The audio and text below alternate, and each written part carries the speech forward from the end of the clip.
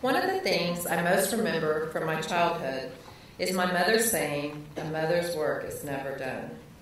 Sometimes she'd say it with a smile, sometimes with a deep sigh, and sometimes really loudly in the midst of fighting with one of her 4 daughters over who would get the last of the hot water for a peaceful evening bath. When I was 15, she uttered it with a resolute moan after my youngest sister told her she needed a new choir dress by the very next school morning at the exact same time the mall was closing for the night. The thing is, I really didn't begin to understand what Mom meant by that phrase, because at the time I was a gangly, gap-toothed, flat-chested 16-year-old, and my job wasn't the same as Mom's. My job was working at the information booth in the center of Dallas's Creston Mall, where I was soon to be fired for endlessly paging my cunt across the mall.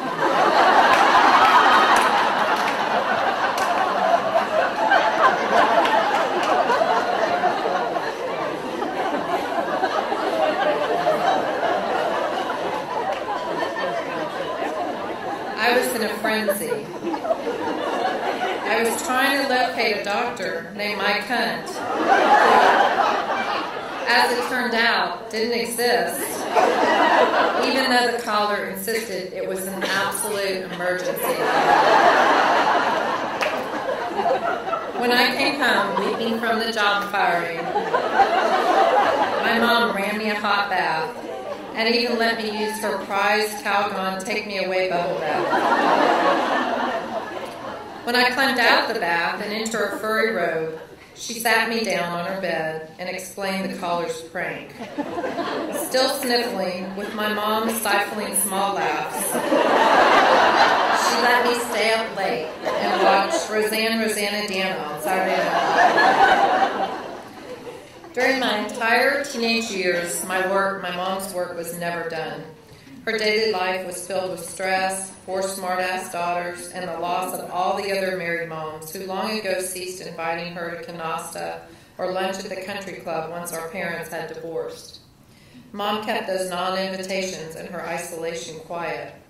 We 4 girls slept soundly all those nights she spent in the downstairs den listening to Joni Mitchell, crying till dawn, and slow dancing around the living room, wondering how she would manage being a single mom, alone and trying to balance all the estrogen-laden teenage girls in her household, as well as her own need to recreate herself as someone other than just another suburban mom whose husband had left her, and the 4 of us, for a 30-year-old secretary named Fela. After the first year of her divorce, my mom frosted her hair and bought expensive shoes from Macy's in secret to soften my father's loss. When we moved from our house years later, her closet looked like it had served as one of Imelda Marcus's shoe tunes. My mom loved shoes. Many more years later, on my wedding day, she informed me my ballet slippers would not do, and reached in her big "Let's Make a Deal" mom purse and pulled out what she called just-in-case shoes. Sparkly Macy's beige shoes with low heels because I was marrying someone shorter than me who didn't like my height. And when I divorced that small, small man,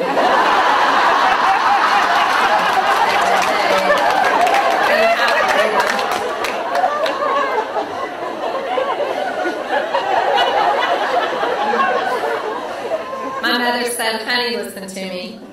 This is the smartest thing you've ever done. And your happy ending is that you have 2 amazing children out of this. And thank God, you'll finally be able to wear heels again." The first year of my divorce, I called her almost every night, crying for hours on the phone, and she would repeat over and over, "I'm listening. I can't change it for you, but I've got the phone right here beside the tub on speaker, and I'm listening." She in her hot bath, and me in mine 300 miles away, soaking in the Calgon take-me-away bath bubbles she'd sent me, and crying into the phone long after my kids had gone to sleep. My mom repeating over and over, "I'm here, I'm listening." When I told her I didn't know if I'd ever be able to sleep at night again, she gifted me with an iTunes card and told me to buy every Joni Mitchell song there was and listen to them until I fell asleep. When that stopped working, she said, "Then listen to the Comedy Radio Network. Cry until you laugh, and laugh until you cry. It will get better." For the first time in my life, I listened to my mom with reckless abandon, the kind of abandon I had embraced when I got married in the first place and hadn't listened to her. But this time, I did everything she said. I took great care of the kids during the day, and at night, climbed into the tub, dialed Mom, hit speakerphone, and together we listened to the comedy channel. And you know what? Mom was right.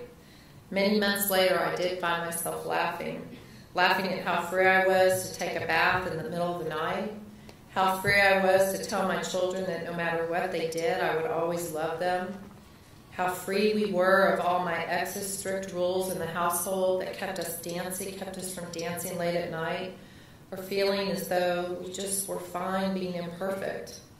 I listened to my mom as she told me every day for a full year that it was really going to be okay, that I would survive, and I would wear heels again. And yes, that I would feel grateful that my life had turned out exactly as it did. And you know what? She was right. And now, when I see my own daughter and know, too, she will struggle in her life, I'm ready with the Calgon bath bubbles. And I'll always listen, because I truly know a mother's work is never done.